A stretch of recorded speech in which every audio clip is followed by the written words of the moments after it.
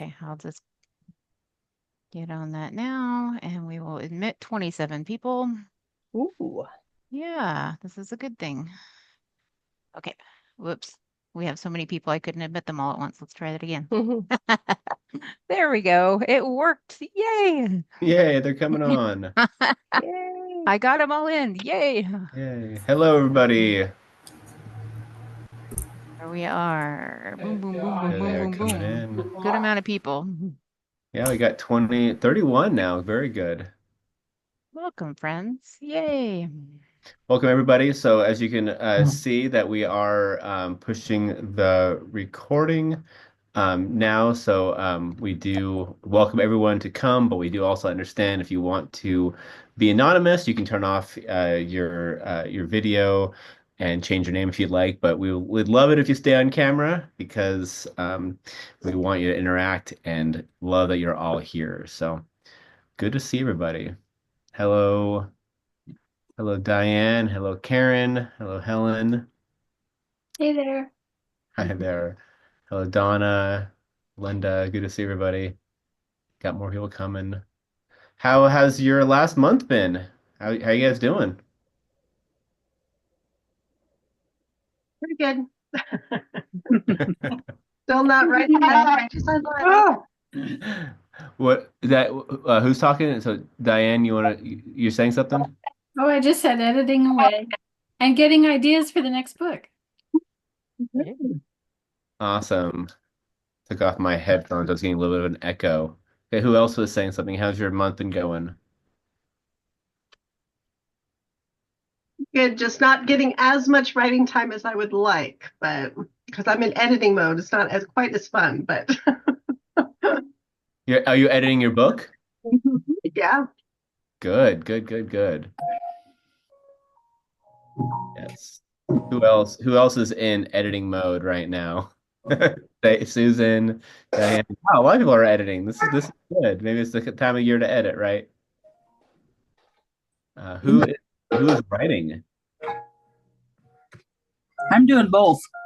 Uh, who's that? Sorry, who's doing Becky. Becky? What are you I'm working doing, on, Becky? well, I got a contract with Elk Lake for my first novel. Congratulations. And thank you. That's pretty exciting. I'm pretty excited about that. And so I'm waiting to get it back from the editor for its first round with them.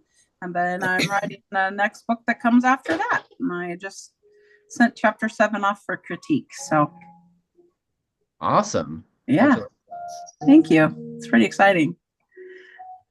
So I'm babysitting an 18-month-old at the same time as I'm doing this meeting. So I'm going to say hi, and then I'm going to turn off my camera because who knows what you might see.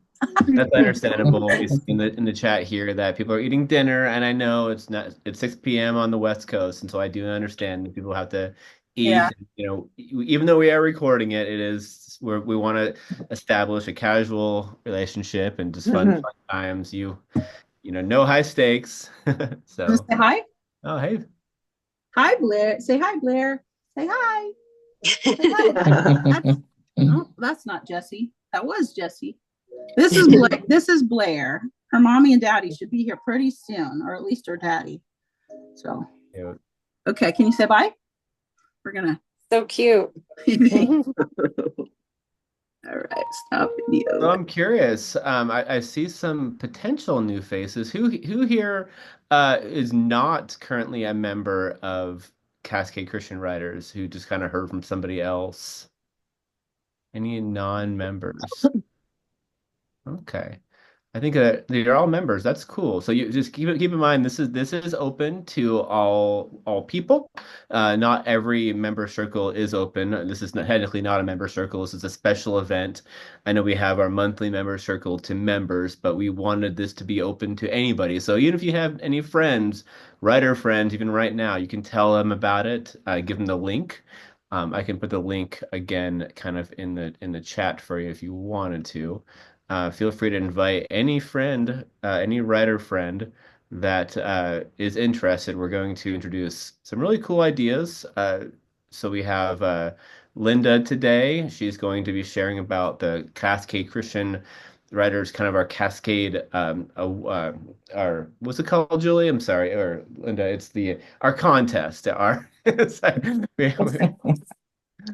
called, Linda? It's the Cascade Writing Contest. That's what it is. A Cascade, right? All the Christian writers, Cascade Writers Writing Contest. Yeah, she's going to be sharing about the tips about that. And so this is actually a good time for anybody who's interested in doing any kind of writing contest. Linda, these tips are not specific to our contest, is it? Some of them are, but some of them are not. Okay. The general tips will apply to not only to contests, but also just to submitting materials anywhere. Some of the tips that I have. So great.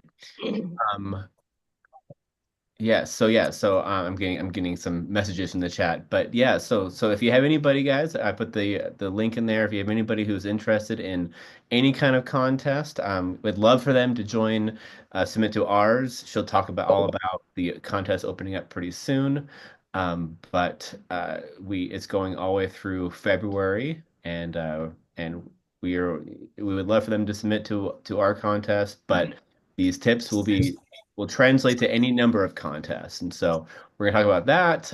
We're going to do some questions and answers. And as Linda would say, feel free to put all your questions in the chat. She'll try to field them, as well as we may have some hot seats at the end. We have an amazing person coming on here and maybe doing some deeper questions, but don't be shy. We want you to put your questions in the chat, and it's going to be good. Yeah, so this is a different link. So as Julia said, this is a different link. We changed the link, so you can give them the link right now, and it will not be the link that is every month. We have the unique link for this special event. So, any questions before we open up in prayer and get this thing going? I feel like there's so many people here. It's so fun. So, okay. So I think we have, is it Donna? Are you praying for us today? I am. Awesome. Love for you to open us in prayer, and then I will introduce our speaker and we'll get going. Okay. Heavenly Father, we just praise and glorify you one more time for the fact that we are alive, that you have put us here for a specific purpose and a reason, and that you are with us no matter what we go through. During this season of Christmas, may we just celebrate your birth among us and what that means in our lives, and help us learn to listen to Linda, the words that she's going to share, and apply it to our writing, and help us to just follow your leading, no matter what that might be. In Jesus' name, amen. Amen. And thank you. So people are asking in the chat, and feel free to ask your questions. Is this link available to others? So Helen, we are recording, and yeah, we're going to post this on our main Cascade Christian Writers page, so it can be viewed by other people later on. And this will not be exclusive to members. We're going to have it open to the public. Good question.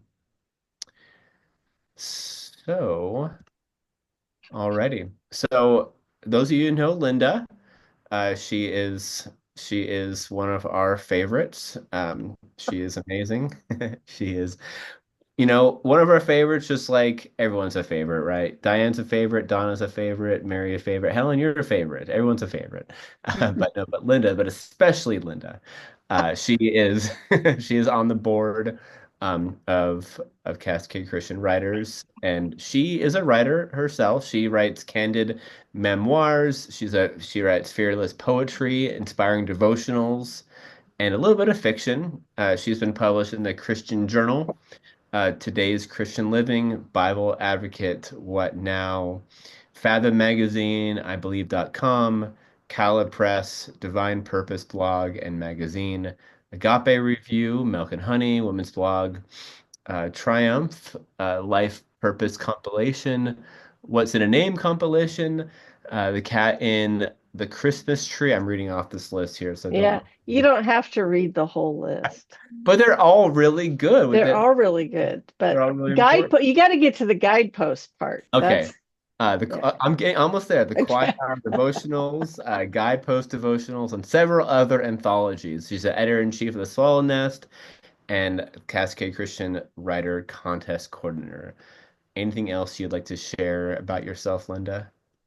I'm a dog lover, Nice. and I recently got a new job that is much more taxing on my brain than my old job. So be nice to me during the contest term, because I'm doing a whole new thing, and I didn't know I would be doing that when I signed up for another year of running the contest. But I do. So I love the Cascade Writing Contest. I entered it for many years and was a winner one year in the unpublished memoir category, finaled a bunch of times in poetry and once in nonfiction. And my favorite thing about it, well, okay, my favorite thing about it was winning, but my other favorite thing about it was all of the feedback that I would get from the judges. And that's one of the things that I think is very special. And also a lot of people who enter our contest, we hear back that the comments that we get from the judges are so valuable and help to improve the piece of writing.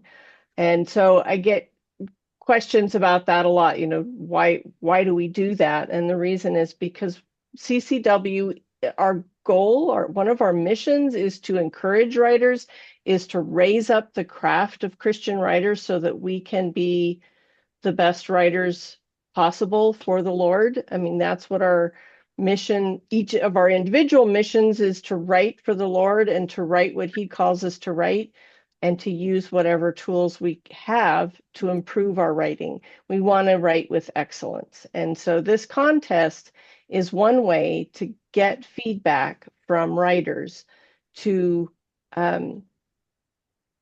other writers, from readers, from editors, agents, and all different types of people that we have in the judging pool to improve what the pieces that we're working on. So that's my plug for why this is such a great contest. I want to start with a couple of I imagine a lot of you have entered before or are familiar with the contest. So I want to highlight a couple of things that are different this year. One is that the contest opens earlier. It opens December 15th instead of January 15th, but still closes on February 15th. So it's a bigger window of time.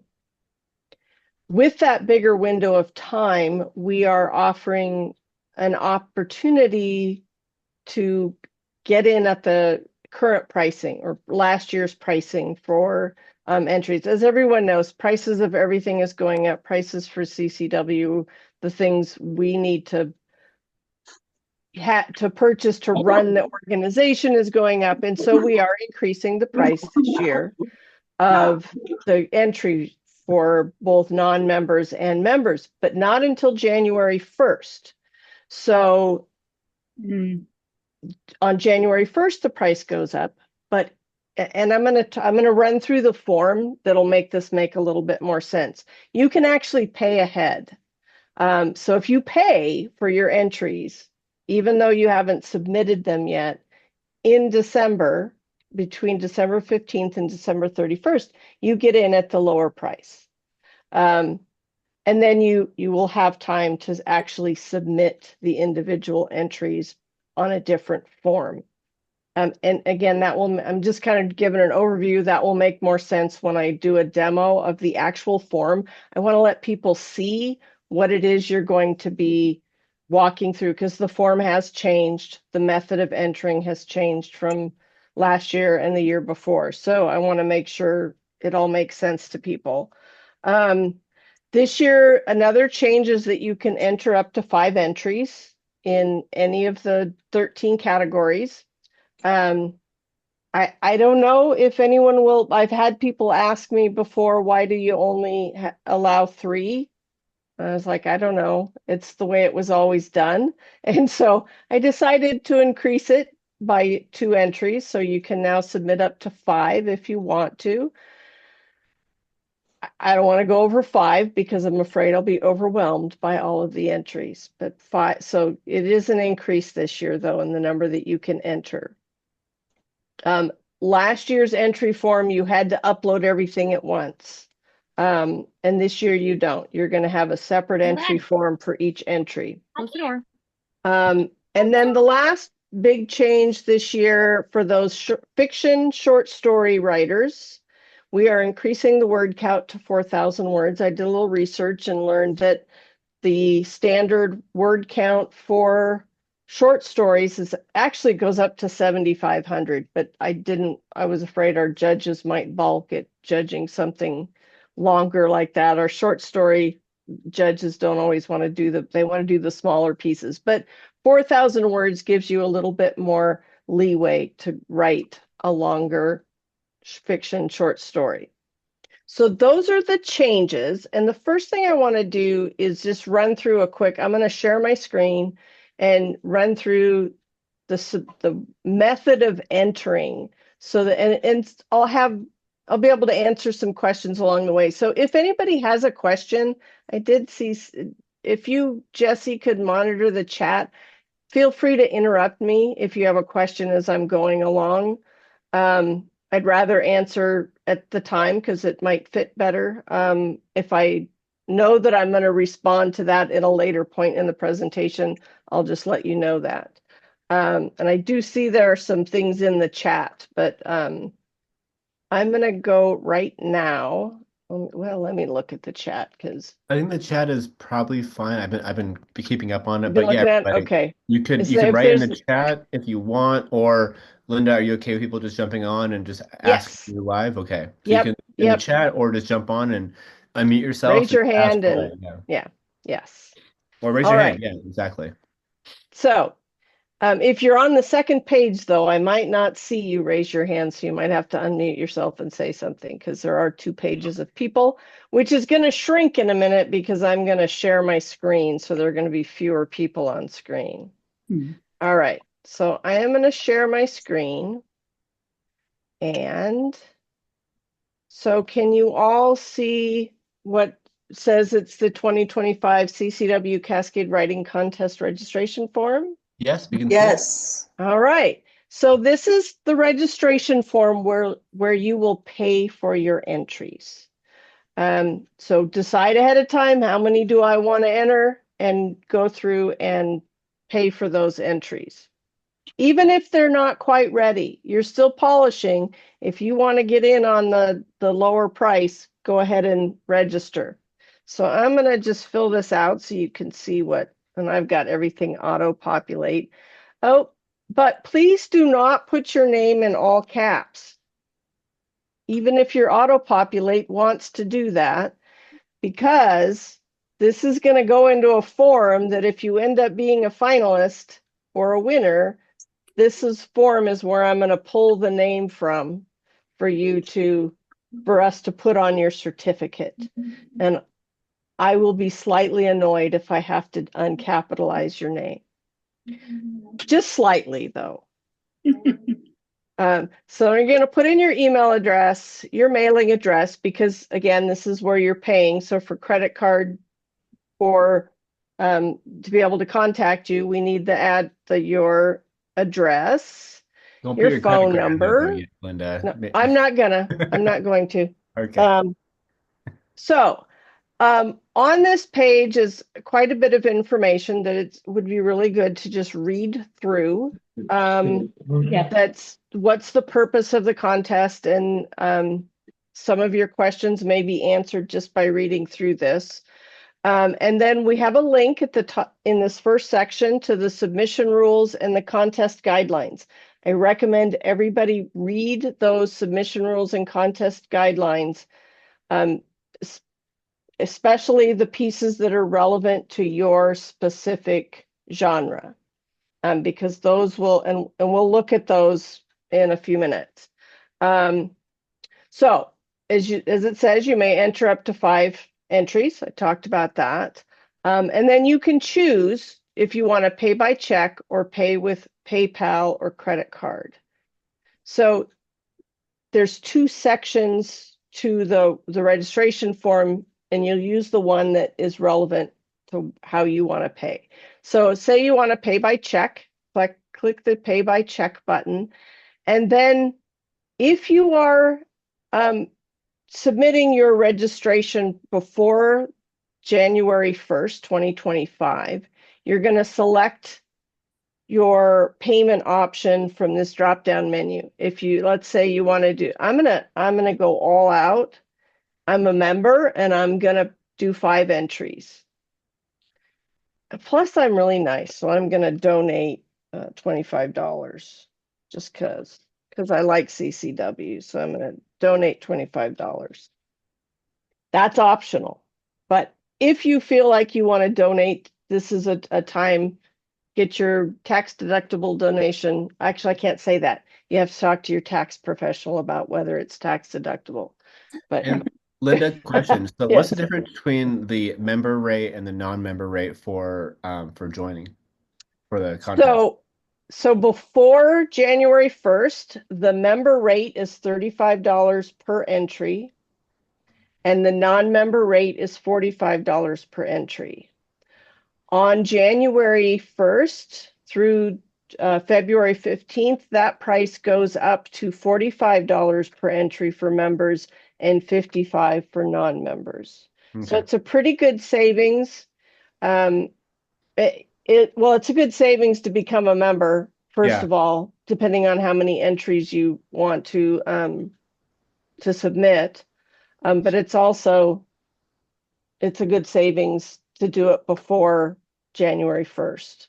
All right, so I have selected that I want to pay by check. I'm going to enter 5 entries, and then I ignore this whole section here because this is for if you're paying by PayPal. And I come down here and I hit the submit button. Because I said I'm paying by check and I can easily delete this myself, I'm going to go ahead and do the submit button so you can see what happens after that. At the bottom of the page, you'll see this little box down here. It says your registration code is, and there's a little code.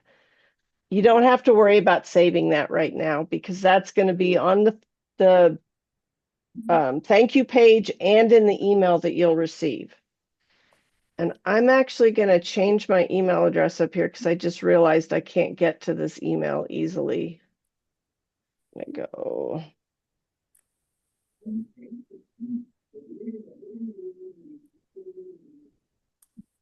Because I want to show you what the email is going to look like. So there.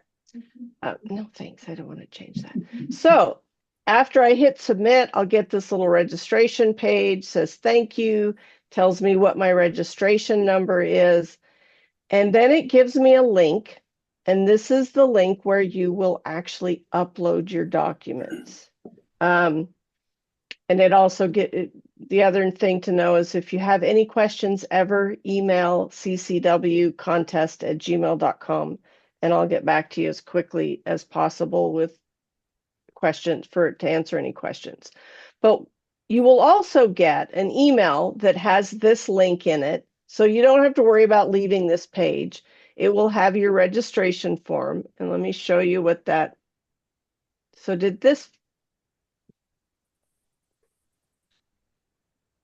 can you guys see my email now, or did that not switch? Yes, you we still can see it. Yeah, okay. We see your whole email too. Just Yeah, that's all right. I don't care. There's too many emails. It's actually this email inbox. I recently cleaned it out a little bit. So, so this is what your email will look like. You will get an email that has a link at the top to the form to submit your entry, tells you how many items, how many entries you paid for, and right down here at the bottom has this registration code, which you're going to need when you go to upload your documents. So let's say I'm ready to upload my first document. I click on this link from my email. It takes me to a submission entry form. Looks an awful lot like the other one, but it's not exactly. Here, you'll put in your name. Again, don't let your auto. Phil, make it all caps. If you have a pen name and that's what you want to have indicated on your certificate if you should be a finalist or win, put your pen name here. If you don't have a pen name, just leave that blank because I don't need your name in both places. Then you're going to put your registration code that you had back on your email. You can just copy it. Copy, come over to the, oops. Oh. And as soon as you do that, it's going to yell at you. I cannot fix that part. If you move away, it's like, wait. You didn't put in your registration. And then you put in your email again.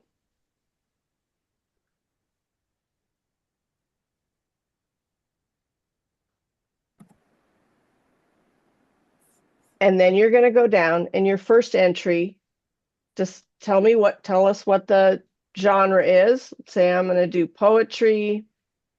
What's my title of my poem? Okay, Into the Void. I have no idea what that's about. Because I picked poetry here, it gives me, this is the submission, the short form of the submission rules right here on the entry form. That read through that, reminds you what you need to do to get your entry ready to upload. What are the specific rules that you have to follow? You can also go look at the more detailed submission rules from here. One of the most important things, and it seems it's one of the hardest things, it seems like, for people submitting to contests, is following the rule about the file name for your document. So in this little block of information, it's going to tell you what your file name needs to be. So when you save your document on your computer, before you upload it, if you're doing a poem, the file name needs to be poem dot, in this case, it would be Into the Void .docx. That's how you're going to save it on your computer before you upload it. It's important so that your entry doesn't get lost. I need the file name. It needs to go in the right place and in the right order. And there's a lot of stuff behind the scenes on the jot form that is dependent and makes it so that I can find what you're and get it to the right place. And then you click on this little box down here, upload your file. Now you're going to see my crazy file system. Oh, you know what? I'm on my work computer. Oh, no. Okay. So I'm just going to pick this document. I know it's not, I should have made one that was titled correctly, but I didn't. So this should say, this document should be called poem taught into the void .docx. And then I hit the submit button and I'm done. So if I hit submit, I get another little thank you page. It tells me this one has been received and reminds me what my registration number is. Linda, we have a few questions here. Okay. The first one is Linda Heath, and I see you, Lynn. We can get to you in a minute here. Does it have to be a docx file? Does it need to be a Word specifically? And what if we use LibreOffice and save it as a docx? Would that be okay? LibreOffice, saving the document as a docx and Libre file will work as well. So it has to be docx. It either has to be, for the short form, it has to be docx so that I can do the word, double check the word count. If you do a PDF, I'm not going to be able to tell the word count. We don't allow .doc files because, and a lot of people don't know this, there is a security issue with .doc files before they added the X. There's a security issue that those files can have viruses in them. And so just to protect my computer and CCW's computers and the computers of our judges who are getting these sent to them to review. I don't allow .doc files. Okay. Yeah. And question. But let me say one more thing about that though. For the longer pieces, like the books where you're doing a synopsis plus 15 pages, those you can do as a PDF. And I would actually recommend saving them as a PDF because you eliminate the possibility that when I open it and my Word is set up a little differently, it throws it onto an extra page. And then I have to figure out if you're complying with the 15-page requirement. Okay, great. I have a question from Linda. I'm sorry, from Barbara. But Lynn, do you want to go next? Lynn, you can unmute yourself and. Yeah. Yeah. First, I was going to say you answered my question about the dot, but now Mhm. I'm confused about the longer pieces, the synopsis in 15 pages. I need to submit that as a PDF. You can submit it as a docx. Okay. But the thing that I discovered last year is that when I'm just doing a quick check and I open a docx in Google, what's it called? Why am I drawing a blank with the Google? Pages? No. It's not pages. It's not Docs. sheets. Or Google Docs? Google Docs, yeah. So I will quickly open it from the drive, from the Google Drive where it gets saved in there, and it repaginates things. Oh, and yeah. then I have to open it in actual Word on my computer, download it, and go, did they really stick to the 15 pages? Okay. So if you save it, if you print to PDF or save as a PDF, which you can do in Word, Okay. that maintains the pagination. Yeah. Got it. Okay, thank you. Yeah. So to be perfectly candid, some of these rules or preferences are to make my life easier because I've got 200 plus, maybe 300. I mean, we were close to 300 entries last year. I have to touch every single one of them and word count and page count and check to make sure they're compliant. And so if that builds character, right, Linda? Yes, it does. Yeah, it builds character, but it is also a learning experience for people entering to try to do what's easiest for the person they're submitting something to. Absolutely. And that following those kinds of rules when you're dealing with an editor or an agent and they have preferences about how they want it submitted, they're going to be happier if you actually follow those. So it's an opportunity to practice following submission guidelines. Good point. Good point. Two more questions. Should they use their real name or pen name whenever they submit? Also, can a 16-year-old writer enter the contest? They should use their real name on the registration form when they pay, because that is going to have to be consistent with what's on their credit card, unless they have a credit card in their pen name. Maybe they do, but They wanted to know what they should save the file under. For the file name, would you like their real name or their pen name? So the file name will not have their name on it. It's just the title of the work. Okay. So their name should not appear anywhere on the document that actually gets uploaded. Which is why the title of the piece that's in the file name needs to be consistent with what they enter in the submission form, because that's what I'm going to match up and make sure it goes to the right place. It also is going to go in a folder that has their name on it.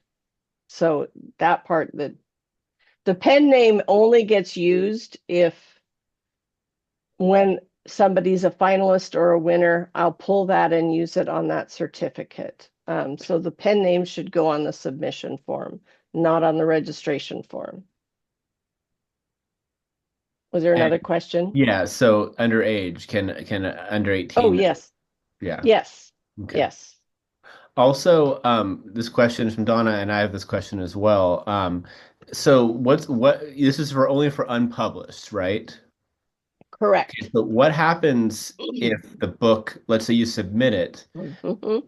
and then the book becomes published before, like either immediately after or before the summer conference? What is that? How does that work? So I'm going to jump over to our Cascade Christian Writers page where there is some information about that. Great. So I recommend, I'm going to have to actually look what we decided on the date for that. So there is a cutoff date, and it's in this. So let me find it. And if you want to go in your presentation first and answer these questions later, we can Yeah. do that as well. So the answer to that question is somewhere here in the Okay. general guidelines. Because we can field these questions later if you want to get to Yes. the goodies. Yeah. Yeah. Okay. So we walked through submitting something. You register first, then actually upload your submission. They don't all have to be uploaded at the same time. So if you have your first poem ready to go, submit it, be done with it, check it off your list. I recommend you have your own list of, okay, here's the things I plan on entering. I love checklists. They are so valuable. Make sure you check off each of the ones. Okay, now I submitted the second one. And have for yourself someplace a really handy list of the things you plan to submit, and make sure you get them all submitted by 11:59 p.m. on February 15th. There are no refunds if you don't get your piece submitted that you paid for. That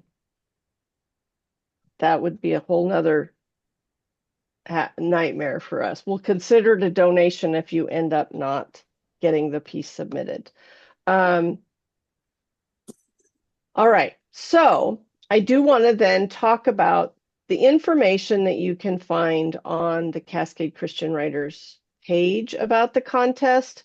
So there's some general, this is where you will find the link. It will also be on our Facebook page, both the members and the public Facebook page. There will be a link to enter. It's a little bit different this year. We've always had the entry time be midnight on the first day of the contest, and I was like, I'm not going to be up at midnight, and I have to manually turn it on. I can set a date to turn it off, but I can't set a date to turn it on. I'll be up by 8 o'clock on the 15th. So if you all are up earlier than 8 a.m. on the 15th Pacific Standard Time, you'll just have to wait until 8 a.m. and I will make the registration form live, and the link will be right here on the main CCW contest page. Yes, Jesse. Jump in, Linda. So I did read to answer that question that we wrote that if it's published before June 21st, we need to not notify the director immediately. The entry will not be eligible to win, but you'll still receive information by the contest. Yeah. You'll still get your score sheets. It may not matter at that point, unless it's, you've got a contract. You might still get some good information to make improvements. Thank you for finding that, Jesse. So speaking of score sheets, everyone gets 3 score sheets. And the first round preliminary score sheets are judged by bookstore owners, writers, readers, friends of readers, people who love books. I have a couple of teachers who regularly judge things. And you can get a variety of, different people have their own opinions, but we definitely get a lot of good feedback at that stage.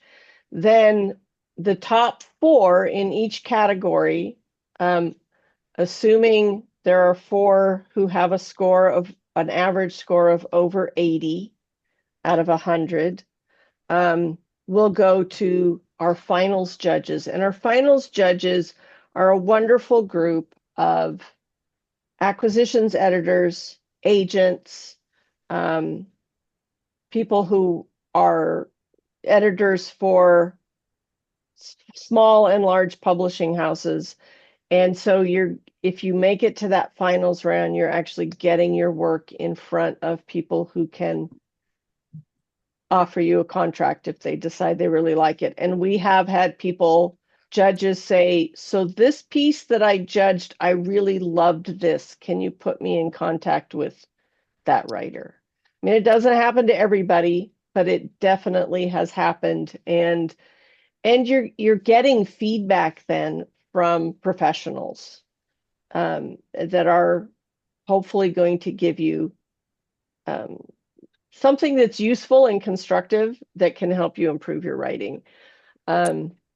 All right, so then the general eligibility this is a Christian contest. We get a lot of questions about, well, what about profanity? You will be disqualified if you put blatant profanity in one of your pieces. That is not something that is going to be acceptable in the Christian market. So think about what you read that is in the Christian marketplace. That's the kind of thing we're looking for there. Every category has as one of its elements, on a scale of 1 to 10, does it have a Christian theme or Christian element to it? So you might have a great story or a great book, and you get all 10s or even 9s and 10s for every other category or every other element that it's judged on, but not have any Christian theme to it, and you get a 0 on that one, you're probably not going to final. You might still get some great feedback, but you're going to be lower in the scoring, and so you very well might not be finaling because of that. So keep that in mind. If we're not super strict about disqualifying people, I have to have 2 judges tell me, 2 of those preliminary judges say this was not okay, and then I'll read it and go, oh yeah, that's not okay, and then we'll disqualify it. So it's not like we're willy-nilly disqualifying pieces all over the place, but just keep in mind that even for scoring purposes, you want to have a real strong Christian theme. Make it, if maybe your story doesn't have a huge, blatant Christian theme throughout, but in your synopsis, if you're doing a book, you're going to want to highlight, maybe it's something that comes out later in the book. It's not blatant in the first 15 pages. You're going to want to put that in your synopsis, how your Christian theme weaves in, just so that you can hopefully score high on that element.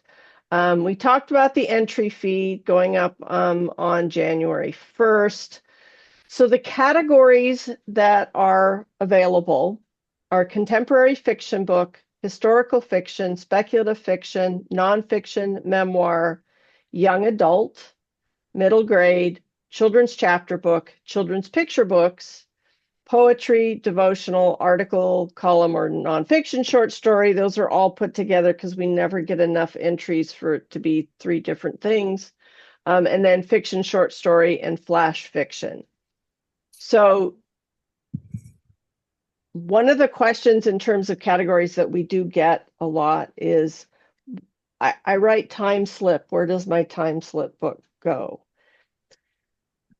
where you enter your time slip book is going to be a judgment call on your part. Does it fit into the contemporary fiction genre generally? Or is it more historical fiction? And historical fiction generally is themed around a particular historical event or period of time. So it might fit there, but it might just be that you have two people, one of them's in, 1990 and one of them lives in 1890, but you're not themed around a historical event. Then you might be going contemporary fiction. You could even have a time slip that's speculative fiction. So we do not have, we're not going to add a specific time slip. So it's up to the author to figure out where they think it best fits. I don't know. I'd Right. love to see if somebody had a memoir, time slip memoir. Wouldn't that be fun? Question on that, Lynn. That does sound Yes. fun, really, too. But so Shannon has a question about the Christian, and I want to make it a bit bigger too. So she says that speculative fiction rarely has a blatant Christian theme. Right. Will it be knocked down if it's not blatant? And also, let's open up a little bit more. If they pick a genre that's not quite correct, will it be knocked down if they pick the wrong genre? It's possible. And I'm going to talk a little bit I'm going to go through the scoring elements, because those are available to you to read through, is the scoring elements. So for speculative fiction, that is generally an issue in terms of not having a blatant Christian theme. So that means that the author needs to, whatever Christian theme there is, and explain that it's not blatant, but it's still there. There's characters with a Christian worldview or whatever, however it fits into the Christian fiction realm. Explain that in their synopsis. So, and it's probably more important there, because there are judges who are like, well, this doesn't have that. That is one place where I do have judges mark people down. Will they be marked down? I can't say for sure, because sometimes judges are more, that's sort of the nature of having a pool of judges, is you don't have a lot of control. The only time I've ever quit using a particular judge is when they write really rude things in the comments. And I'm like, you're not judging anymore. But if I got rid of every judge that didn't judge it the way I would, we would not have a contest, because I do not have time to even read unless there's a problem. All of these wonderful entries. I wish I did, but I don't. Okay, so we'll talk a little bit more about that when we get to the submission, or for the scoring elements piece.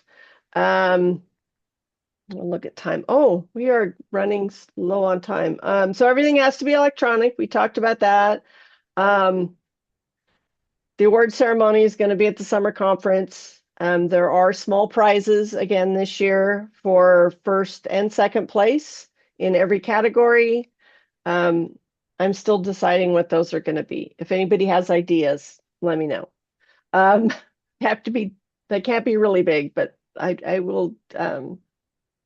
We will have prizes for those first two for the first and second place. So the only time we refund is if we have to cancel a category, and I haven't had to do that in quite a while. I've only actually had to do it once since I've been running the contest. If we have fewer than 4 entries in a contest, or no, fewer than 3 entries in a contest in a particular category, then we're going to cancel that category, and those entrants will be given the opportunity to move to a different category if they think their piece would fit, or they will just be they will be refunded their money if we can't, because we can't have a contest for 4 finalists when there's fewer than 3 that entered. All right, so I want to quick get to the scoring elements, because I think that's a really important place for people to study is the scoring elements. So under this drop-down menu, the Cascade Contest drop-down menu, there's the Cascade Contest scoring elements for every category. And we have a little note about time slip up here in case you forget. For every category, there are the 10 scoring elements. So the judges are going to be looking at each of these elements, and on each one, they're going to give a score of 1 to 10. So as I mentioned, like this contemporary fiction story includes a spiritual element or seems appropriate for the Christian market. That's one of the elements. But there's so many other things that they're looking at.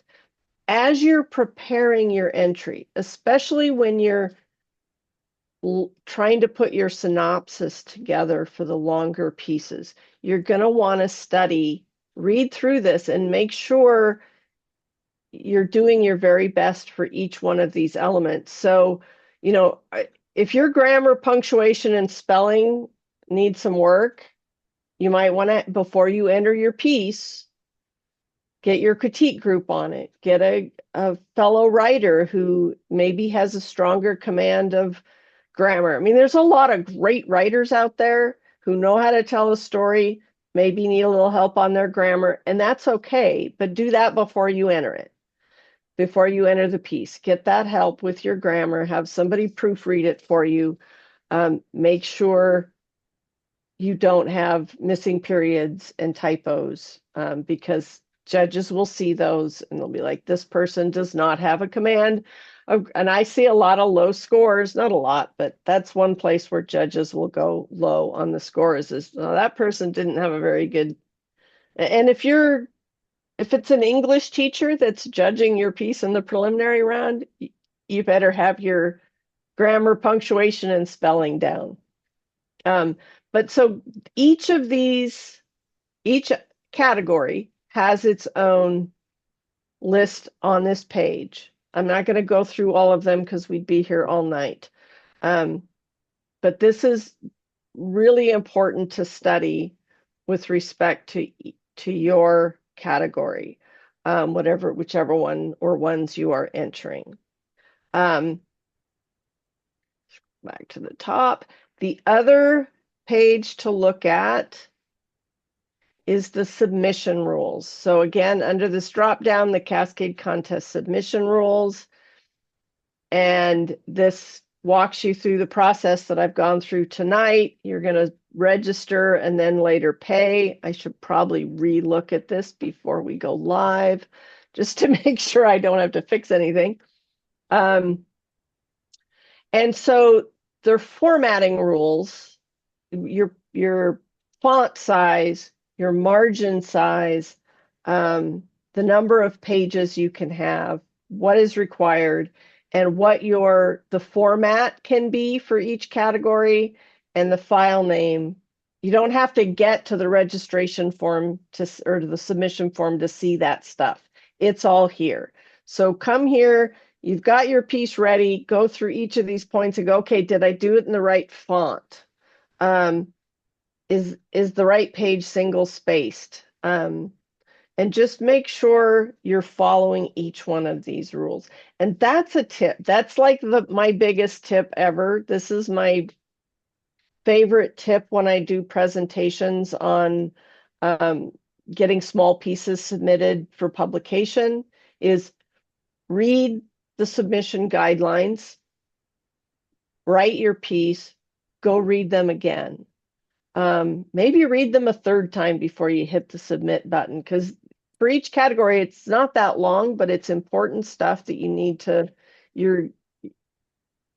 the end reader, whether it be an editor, an agent, a contest judge, they're all going to appreciate you having, and your contest coordinator will appreciate you following the spacing. And no, I don't have to go, oh, they didn't do that right.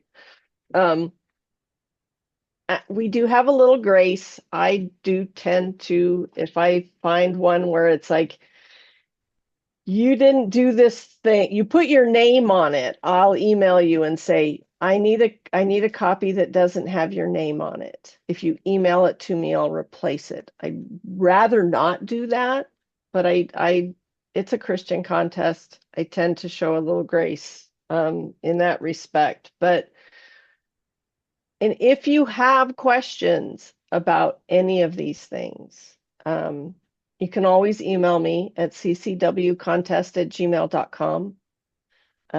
Remember, I have a full-time job, so I'll get back to you as quickly as possible. But you also, when some of the formatting things, CCW is a great organization full of people who are willing to help each other. It is a contest, it's a competition, but in the grand scheme of things, we're all writing for the same reason. So if you know somebody who knows how to use Microsoft Word and you don't, talk to your friend who says, can you help me and make sure I formatted this right?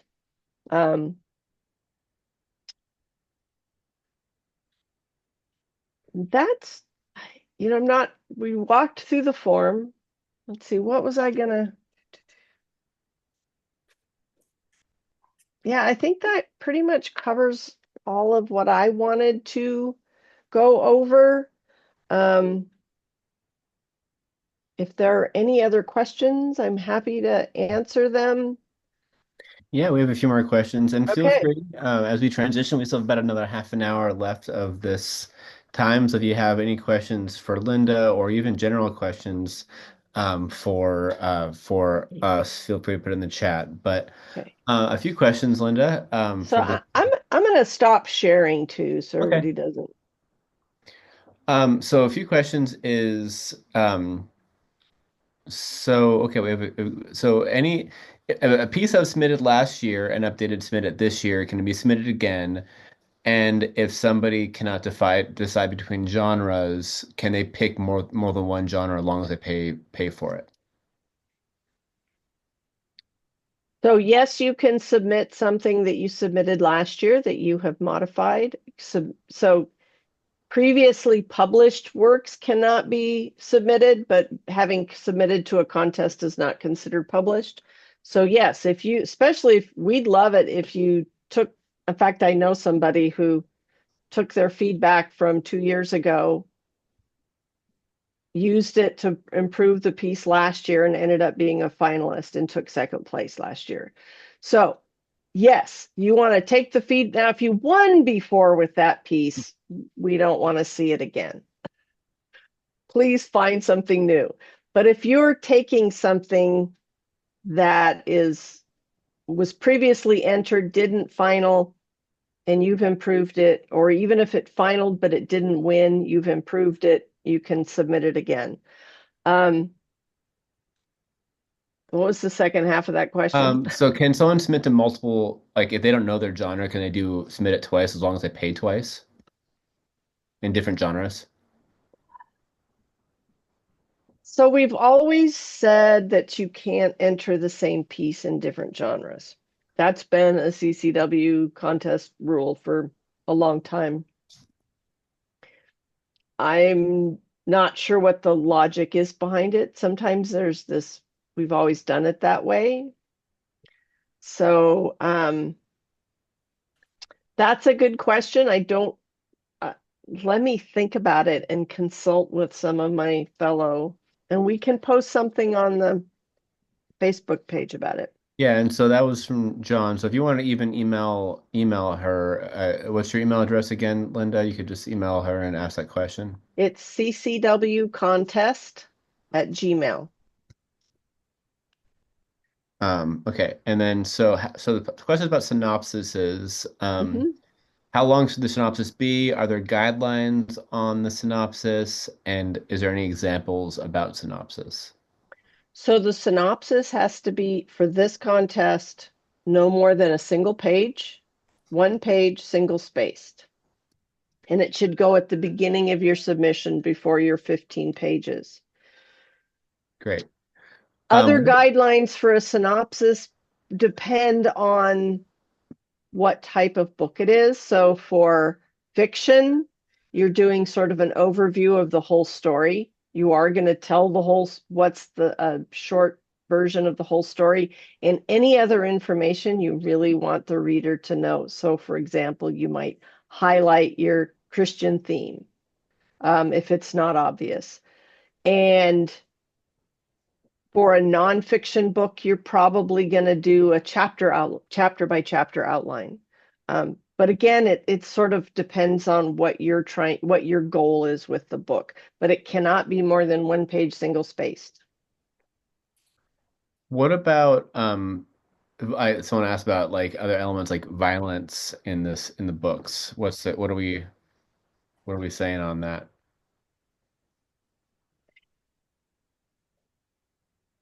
So, I mean, it happens. It depends on how tastefully it's done. I mean, when I won the contest and with my memoir, my very first chapter had a rape scene, but it was done in a way that wasn't super graphic, but it was relevant to the topic. It had to be in there. But so there can be violence, but it's how you treat it and how you portray it. It just, not super graphic, somebody says there. Yes. Same person asking the question, yeah. Yeah. So, I mean, the reality of the world is that there's violence, and if you're writing in a way that you're trying to help the Christian reader, or maybe it's a non-Christian reader that you're trying to show them that there is still hope in the world, sometimes you have to show the dark side, but you do it in a very tasteful way. And I could jump in there too. Yeah, I think when I was a child, God told me it's in order to accurately portray the power of God, I sometimes have to accurately portray the power of the enemy, and that is reality in this. But what I do is I almost reverse it. Always say show not tell, but in these situations, sometimes you tell not show. You say what happened to the person, and don't glorify the sin element. Don't provoke, don't, especially with lust or violence and these things, is you could tell what happened to the character or the person, but without the graphic and the glorification of that. That's my suggestion. Yeah. I like that, tell not show. That's the one. That's the time when you want to tell not show. So yeah. A devotional book. So similar question about submitting to multiple categories, but can somebody submit a full book as a devotional book and then also some of the short stories in the short story category? Yes. And a devotional book, we don't have a specific devotional book category. It's probably where those have generally been submitted is in the nonfiction category. I thought about adding devotional book and Bible study, and I'd have to create whole new elements and everything for those. So those both still fall under nonfiction. But yes, as long as the book itself and the individual pieces have not been previously entered, there's no reason you can't submit an individual devotion to the devotional category, and the book that it comes from in the book category. Great. Yeah, so any other questions for Linda? I know you might want to jump off somewhat soon, Linda, but we're going to keep going with other general questions about authors and even jump into a deeper thing. If any of you guys have questions about submitting to agents, we have somebody joining to kind of go to a deeper hot seat with agent submissions. But if anybody has any questions for Linda specifically on the contest, feel free to ask that now. But I just want to jump in here too and just say that I think I've submitted to a contest a few times. And I know that for me, and many people have said this, that even if you don't expect to win, or even if you don't, even if you're just still very new in this, it's the entrance fee alone and the detailed and the feedback you get from the various judges is worth it. And so I suggest submitting, even if you don't even think you're going to win, just get the feedback. well worth the price, right, Linda? Yeah. Yeah. Although the first time before I had ever entered, I went to a session on similar to this, tips and tricks for entering the Cascade contest. And the first thing the person said was, don't expect to win. And I'm like, what? Why That's would not I true. enter if I don't expect to win? But I also knew that I might not. And I didn't the first time I entered a contest. Actually, the very first time I ever entered a writing contest, one of the judges gave me a 29 out of 100, and the other two gave me in the high 80s. And I was very discouraged. I almost quit writing, and because of that. And so and as you heard Jesse when we started, I've been published a lot of places since then. And so I'm glad I didn't let that. So that would be my last real big tip for writing contests is, again, I don't read them all. And I have a whole host of judges just to make this thing happen. I mean, I've got 3 judges for every entry. If there's 250 entries, that's a lot of judges. And so yes, you will get a lot of good feedback. Most of our judges, generally, they give good feedback, good tips. We require them to say, what did the writer do well? Plus, what did the writer, where could they improve? Sometimes you're going to get a score lower than one score that's lower than the others two. You will never get a 29 because they don't allow it. I just think that's cruel and not at all beneficial to the writer brain, which writers have a tendency to think they're terrible writers. Anyway, I know because I do it all the time. But don't take everything personally. One thing, the judges don't even know who you are. They're just reading, and everybody has different tastes. When I'm feeling bad about somebody saying something bad about something I wrote, I go read 1-star reviews of my favorite books on Amazon. Everybody has different opinions. And so that's kind of the nature of a contest where you have multiple judges. And so take everything with a grain of salt. If you have 2 judges say the same thing, maybe take it really seriously. But if you have one judge that's kind of off in left field from the other 2, unfortunately, I can't say I'm just going to pull that judge because that sort of upsets the integrity of the contest. I have to just let the judges be. If you do ever get stuff back that you find is really objectionable, though, that you're like, this seems out of line to me from what a judge should say. Not just that they didn't like it, but if they do it in a way that's not godly, that's not, please let me know. ccwcontest@gmail.com. I want to know because I can't read every score sheet either. I can't read all of the entries. I wish I could, but I just can't read every single entry and every single score sheet. So I'm count on the people who enter the contest. If there's a real problem, let me know, and I will evaluate whether that judge should be a judge again the following year. So, all right, that's okay. Thank you, Linda. I know you're gonna jump off. I actually just got a text that the veggies and rice started 10 minutes later than expected. So I think good. Your perfect yeah. timing. Could you put your email address in the chat so Yes. people have other questions to ask you? And I just want to know who here, raise your hand, physically or just on your camera that you've either finalized or won a contest.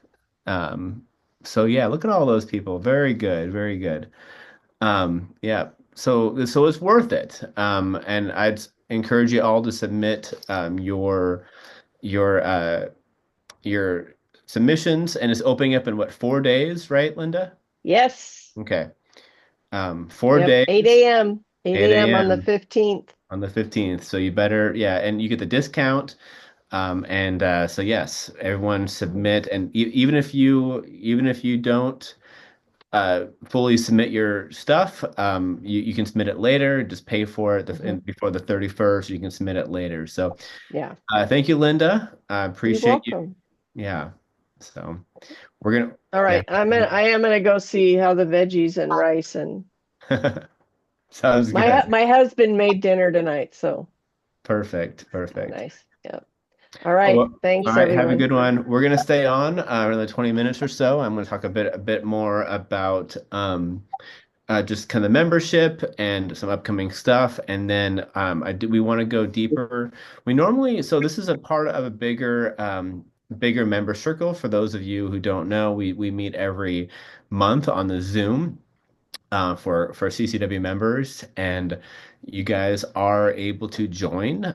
We do, if you're not already a member, if you're just kind of testing us out or trying us out, we have membership, and it's at cascadechristianwriters.org, and the pricing to join and become a member is anywhere between 35 or 55, depending on your age. And yeah, we do all kinds of really good stuff. We do, I'm just pulling up the information here.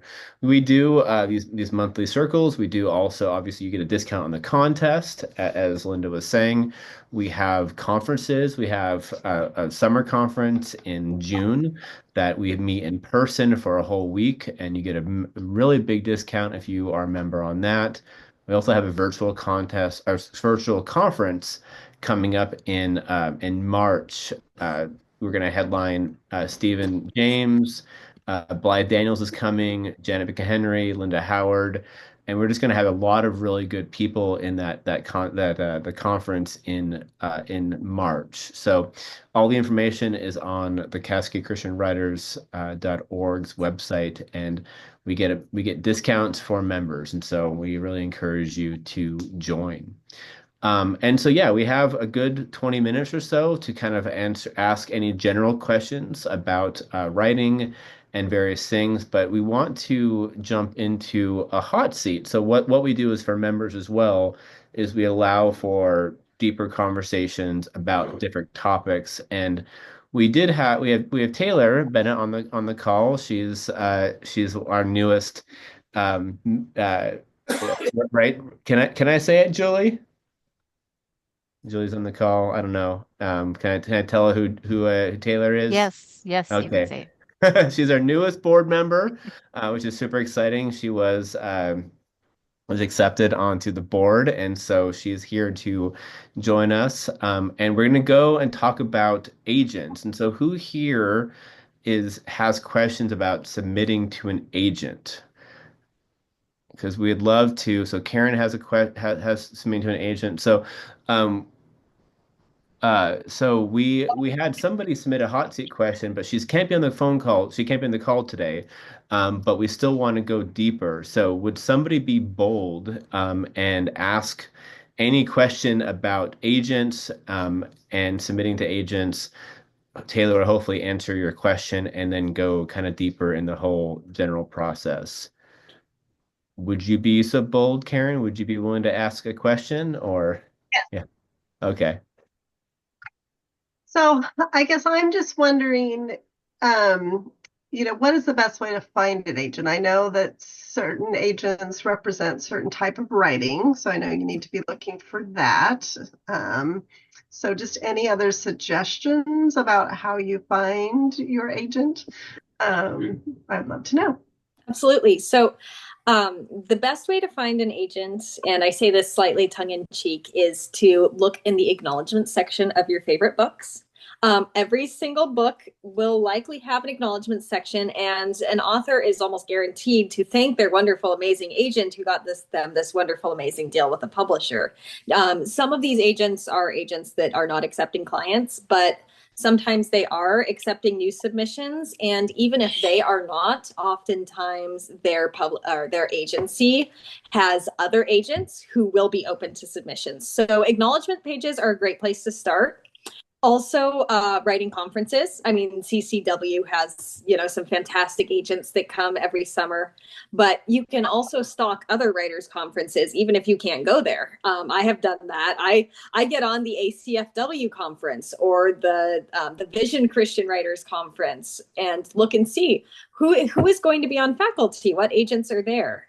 Also, if you have writer friends that have an agent, just talking with them, asking maybe who they queried in the past. Everybody knows somebody. That's something that you learn pretty early on. But those are a few of my kind of super sneaky ways that get you past just the random Googling of Christian fiction book agents or Christian nonfiction agents. So that's a really good place to start. And usually if you're finding agents like in the acknowledgements or in a faculty lineup at a prestigious conference, those are usually going to be pretty high quality, pretty reliable agents. I see we also have a question, why do I need one? And why do we need an agent? And the short answer is you don't always need an agent, right? The long answer is that if it is your goal to be traditionally published, especially with a larger publisher such as HarperCollins Christian Publishing, Kregel, Revell, Harvest House, any of these more mainstream major publishers, less the independent boutique presses, you really need an agent just to facilitate that deal, to facilitate the meeting of the publisher. Oftentimes those larger publishers aren't going to be at maybe as many conferences. They aren't going to be taking unsolicited submissions. So you really have to have an agent just to get your foot into that door and say, and introduce you to these publishers. That being said, if you're looking into going indie or if you're interested in working with a small press, you don't always need an agent. If you're writing articles or short stories for magazines, you don't need an agent. So I often really recommend that you get started without an agent, right? Start feeling the waters, start going to conferences, start just interacting with publishing professionals and putting yourself out there, and waiting until you've kind of connected with agents. Maybe you've had some interest from a publisher that you got a chance to pitch during a 10-minute pitch session, and then kind of start looking for that agent. You don't have to get one right away. I know we spend a lot of time saying, oh, we have to have agents, this, that, the other thing, agent. But really, we should be focusing on building our career, building our platform, making sure that we have something that agent is going to be able to sell. And that's why I'd also then jump into Kim's question of whether we need a complete successful author platform to submit to an agent. You don't need one. If you have one, your agent will be very happy and they will be much more likely to take you on as a client, because the larger your platform is, the more sellable you instantly become. Even if your book maybe needs some refinement and your agent down the road would suggest you, work with a freelance editor to polish that product, agents love to see large platform numbers. That doesn't mean that if you don't have a platform, you can't submit. You absolutely can. You can get an agent with a very small platform as long as you have promise. And what I would say, you don't need a successful platform, you need a consistent platform. Think of it, this is kind of an odd example, but think of it like if you were going to get a loan and had a down payment for a house. You have to be able to show that you have a work history, that you have money, that you can pay your bills, that you have good credit, right? You don't have to say, I have all of this money to buy the entire house, give me a loan. That's not how it works. You have to go to the agent and say, hey, I have a platform. It is small, but it is growing. Look, you can see the past 3 months, 1 year, whatever. I have been posting on my social media Monday, Wednesday, Friday. I have been sending out a newsletter once a month, the first Monday of the month. If you can show them that you're being professional about it and being consistent and diligent, that is going to mean more to them than, oh, they have 10,000 followers and 1,500 email subscribers, whatever that is. So hopefully that kind of helps with that. I see a question, is the Christian Writers Market Guide still around? Good question. I'm not 100% sure. I'm 90% I think it is. I think so. I put a link there. I know Yeah. that she's sold it, right? The person forget who it was, but the who came to the conferences, she's no longer doing it, but I believe the person who picked it up is still doing it. Yeah, it is. I'm pretty sure. Yeah. I really like this question of what grabs an agent's attention, because that's hard to kind of know unless you grab the attention of an agent, so to speak. But the way that you can really grab an agent's attention is by making not only your work, but also yourself marketable. Building your platform not around yourself as an author, but around a brand. Becoming this person who is writing these books, but is also just a really intriguing and captivating person. A lot of times as authors, we tend to be introverts. We tend to maybe hide behind our work, right? Like, here, I'm pitching a book. Here, agent, please take my book. The agents aren't taking your book, they're taking you. So you want to make yourself an ideal client. That means that you're going to have a fantastic book, but that also involves your platform. And that also just means you as a person. How are you pitching?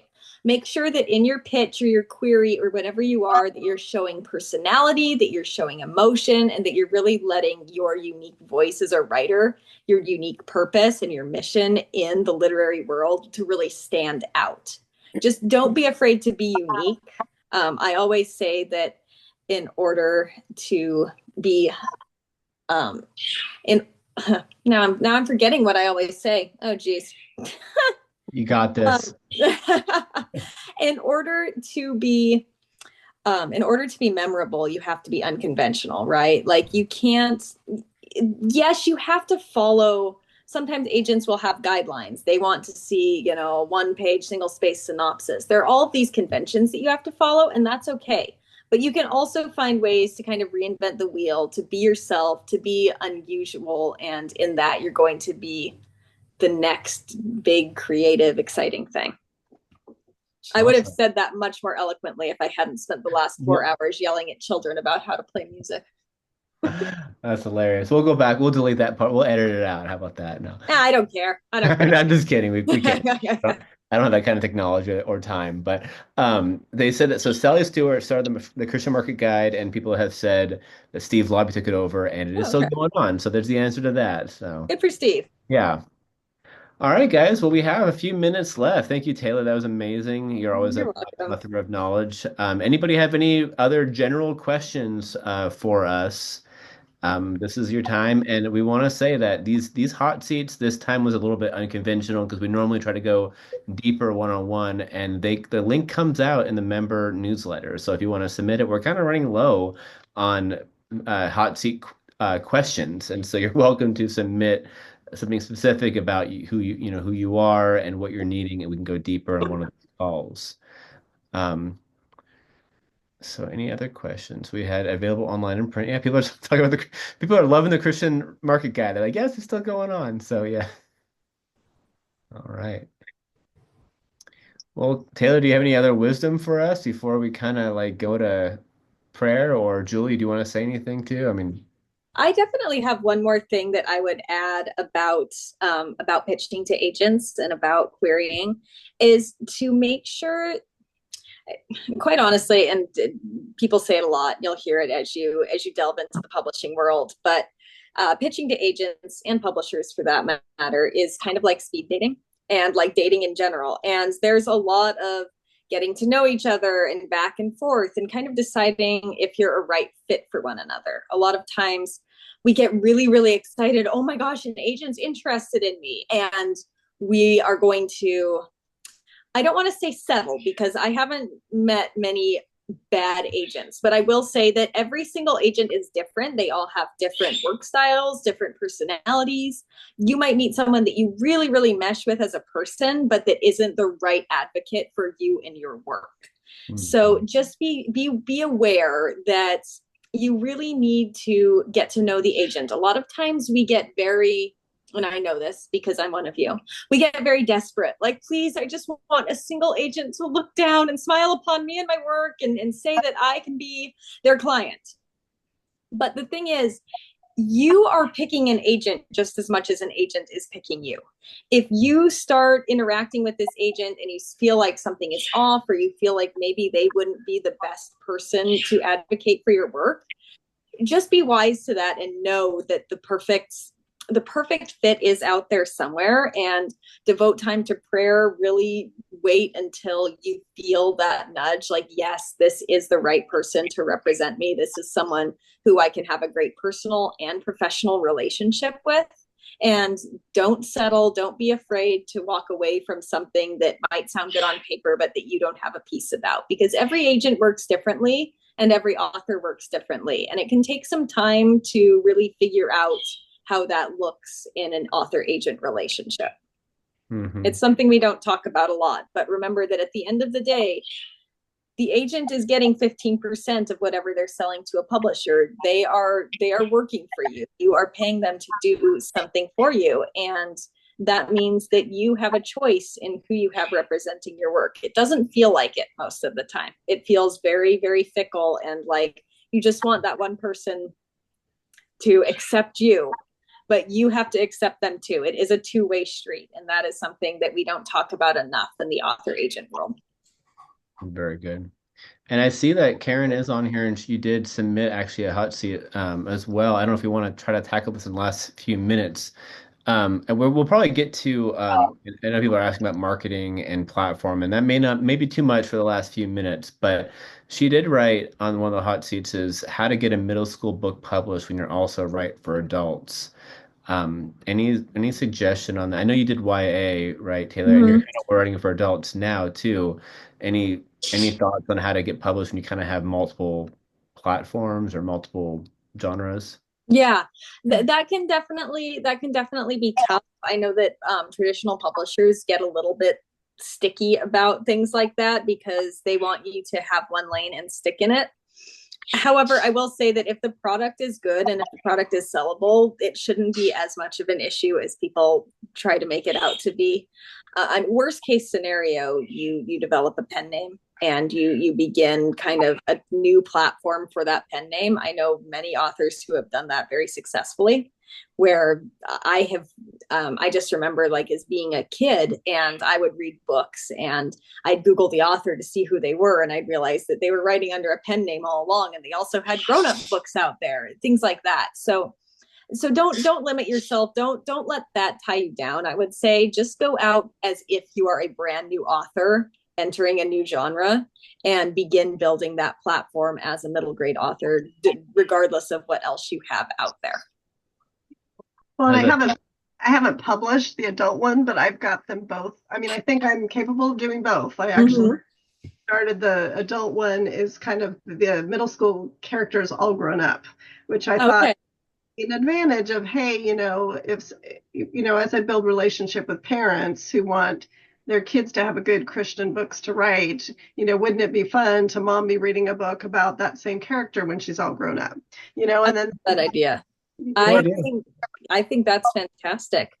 Something that you can always do when you have those kind of like spin-off books is to consider making one or the other, like figure out whether you would rather primarily be, a middle grade or an adult fiction author, and then consider either or as your lead magnet for your newsletter. It's a good idea. So that, that's what I usually suggest is if you have those kind of spin-offs, is that those become your newsletter lead magnets. So, hey, mom, interested in getting, a great series for your kids? Make sure that you don't miss out on their adventures too. Here's, sign up for my newsletter, get a free novella about the so-and-so kids all grown up. Just an idea. Okay, great. Thank you. Yeah, thank you. Good thoughts. All righty, guys. Well, we're about done. We're gonna pray us out. I know Kim, you have a question there. I'll answer it quickly.